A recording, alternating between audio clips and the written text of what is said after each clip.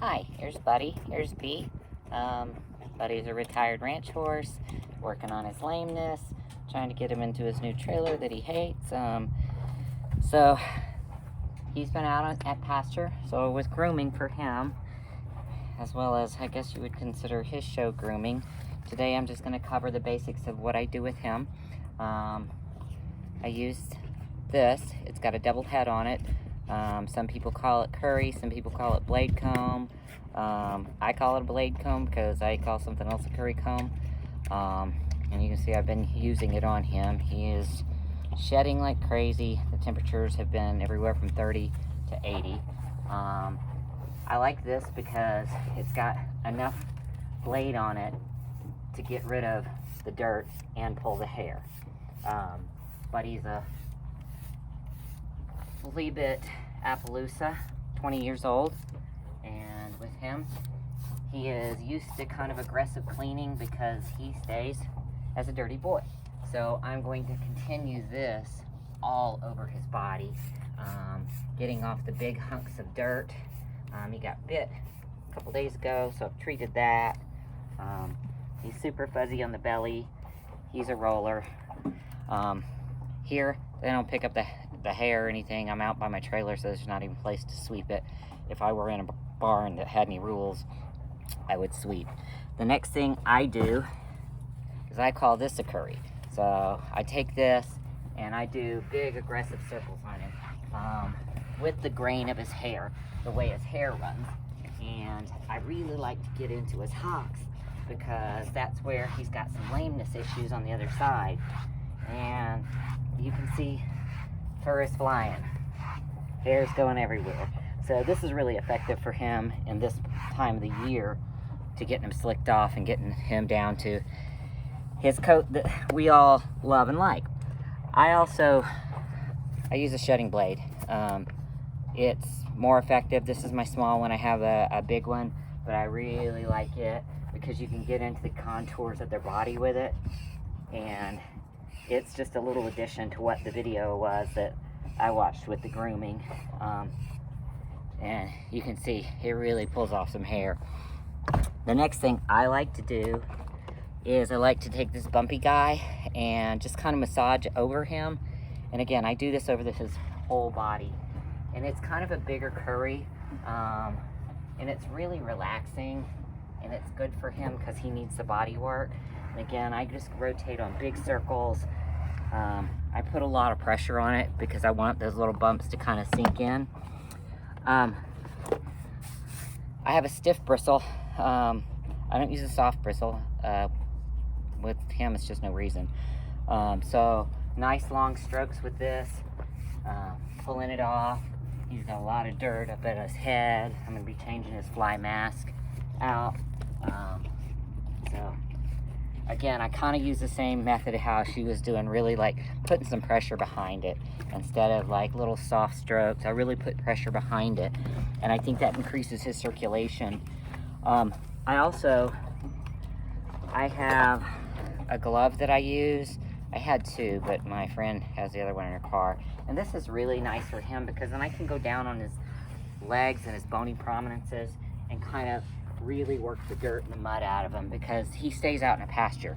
It's been raining, it's been flooded, he's been knee deep in mud, his feet are covered in dirt. I also use this guy. This is great not only for his coat, but I like to use it on his mane.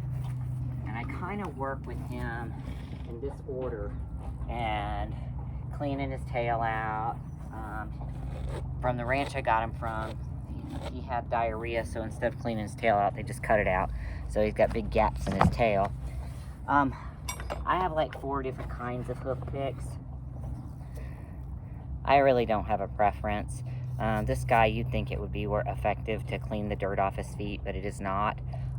So it's just kind of a useless thing.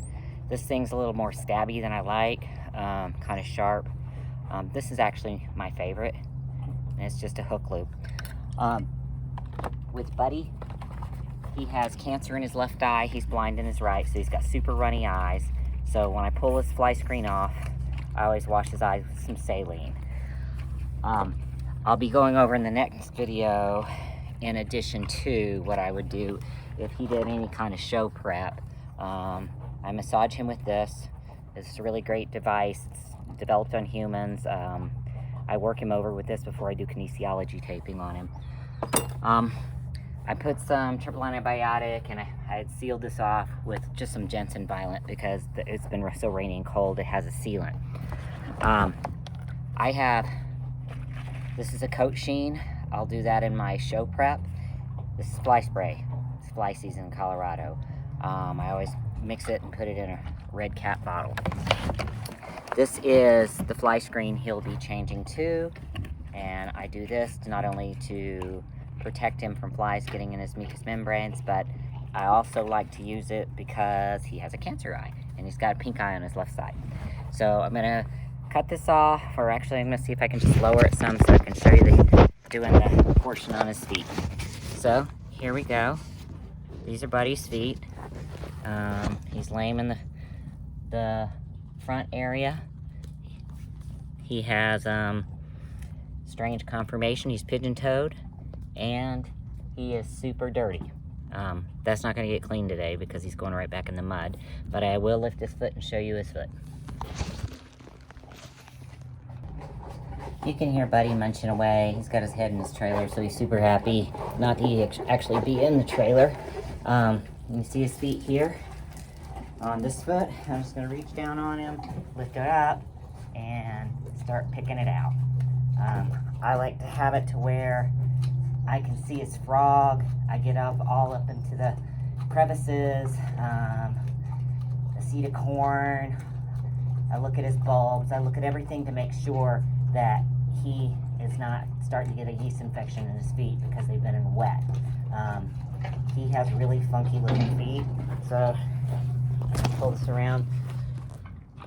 There's his feet. He has strange conformation, got a lot of weird stuff going on.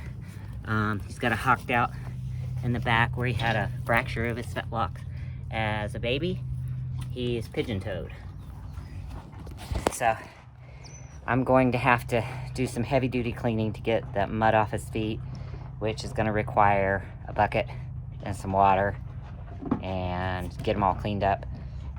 He's moving out of here in the next couple weeks, and so in the next couple days he'll be working on pulling in his trailer, getting him clean, and getting him ready to go to a new home so we don't have to be out here in these conditions. Thanks.